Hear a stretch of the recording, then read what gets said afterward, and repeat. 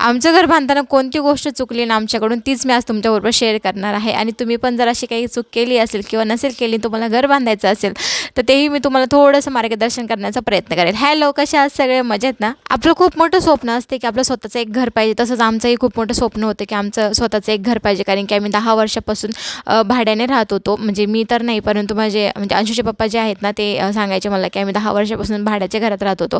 लग्न झाल्याच्या नंतर 2 वर्षांनी ते आम्ही घर वगैरे बांधलं, परंतु आमच्याकडून काही चुका झाल्या. तेच मी सांगते तुम्हाला की ते तुमच्याबरोबर नको घडायला. पहिली चूक आमची अशी झाली की जेव्हा आमचं घर बांधकाम सुरू होतं तेव्हा आम्ही सगळं काही त्यांच्यावर सोपून दिलेलं होतं, इंजिनियरवर, की तुम्ही जे करणार. म्हणजे आम्ही तर त्यांना लेआउट काढून दिलेलं होतं त्यांनी, परंतु आपलं कसं असतं की आपण त्यांना एकदाचं काम दिलेलं असं म्हणून आपण त्यांच्याकडे फिरून कधीही बघत नाही. ती आमची खूप मोठी चूक झाली. तर ती चूक तुम्ही कधीही करू नका, कारण की रोज जरी फेऱ्या मारल्या तरी कमीच असतात ते जेव्हा बांधकाम सुरू असतं तेव्हा. आणि अंशूच्या पप्पांना वेळ नसल्यामुळे त्यांनी खूप काही चुका करून ठेवलेल्या आहेत घरामध्ये. तर पहिली चूक अशी होती की त्या जे 2 मोठ्या मोठ्या खिडक्या काढलेल्या आहेत आम्ही किचनमध्ये, तर त्या जर आम्हाला खूप रिग्रेट होतं आता ते एवढ्या मोठ्या मोठ्या नको होतं काढायला, कारण की थोडी जरी हवा आली ना घरामध्ये तर गॅस अजिबात चालत नाही, पूर्णपणे बंद कराव्या लागतात ते खिडक्या. आणि त्या जर बंद केल्या तर मग जो व्यक्ती स्वयंपाक करतो त्याला तर ते स्वयंपाक करणं थोडं अवघड होऊन जातं, कारण की फॅनही आपण चालू शकत नाही आणि हवाही बाहेरची येत नाही, त्यामुळे त्या माणसाला खूप जास्त तिकडे गरम होतं किचनमध्ये. ती आमची खूप मोठी एक चूक झालेली होती की आम्ही एवढ्या मोठ्या मोठ्या खिडक्या नको होतं काढायला. एकच काढायला पाहिजे होती, परंतु आम्ही 2 काढलेल्या आहेत एकसारख्या.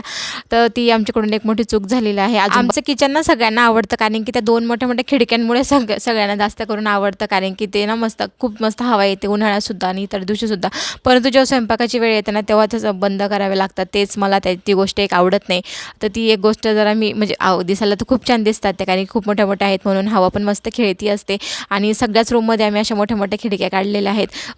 बेडरूमची गोष्ट वेगळी आहे, परंतु किचनची ना तिथं जरा मी चुकलं असं वाटतं. आम्हाला एकच खिडकी काढायला पाहिजे होती, कारण तिथं जरा मग स्वयंपाक करणं जरा अवघड होऊन जातं. त्यानंतर अंशू इकडे येऊन गेलेला होता शाळेतून, त्याला घेतलं मी. तो रोज येतो शाळेतून, तेव्हा मला एक ना एक चॉकलेट घेऊन येतो. कोण देतं त्याला काय माहिती, अजून काय त्याचा पत्ता लागलेला नाही आहे. आणि आई इकडे ना देवघर पुसत होत्या, काय स्वच्छसुद्धा करत होत्या. बाकीचा जो स्वयंपाक माझा बाकी होता तो मी इकडे करायला घेता. आज खूप दिवसांनी मठाची उसळ मी बनवायची होती, ती मी इकडे बनवली. अंशूने सुद्धा त्यात अधूनमधून त्यांनी कपडेसुद्धा म्हणजे मी त्याला कपडे चेंज करायला घेऊन गेली होती. तेवढा तो पळून आला होता की मलाही करायची भाजी असं म्हणून तो मध्ये मध्ये मला हेल्प करत होता. त्यानंतर म्हटलं चला आता एवढे सगळे कामं आपण करतो, परंतु स्वतःसाठी काही वेळ आपण काढत नाही, म्हणून म्हटलं चला आज थोडा मी टाईमसुद्धा काढूयात. म्हणून मी आज थोडा मी टाईमसुद्धा काढलेला होता. आयब्रो मला सेट करून घ्यायचे होते, थोडेसे ट्रिम करून घ्यायचे होते, ते मी इकडे केले. तुम्हाला जर माझे व्हिडिओ आवडत असेल नक्की लाईक सबस्क्राईब करा. Okay, bye.